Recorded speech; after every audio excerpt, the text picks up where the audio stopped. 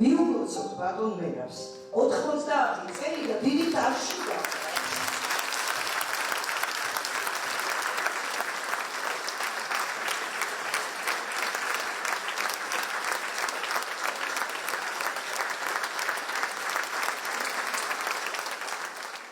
შენობის მშენებლები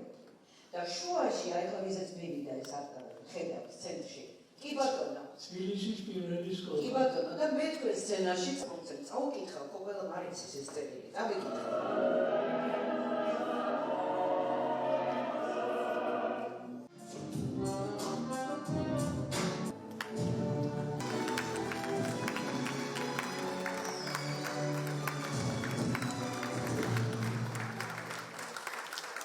უღრმესი მადლობა კულტურის სამინისტროს თავისთავადია მერიას კინოცენტრს კინოსტუდია ქართულ ფილმს აი რომელი ერთი დავასახელო ყველამ დღეს მიიღო ამ ჩვენ შეხვედრაში 97 წელს პეზაროს საერთაშორისო კინოფესტივალზე დასახელდა მე-20 საუკუნის 100 საუკეთესო ფილმი და მათ შორის არის მერაბ კოκოჩაშვილის დიდი მწვანე ველი. ამით უკვე საკმარისია თუ რა დონეზე და რამხელა დიაპაზონზე გაიყვანა კოკოჩაშვილმა ქართული კინო და ქართული კულტურა.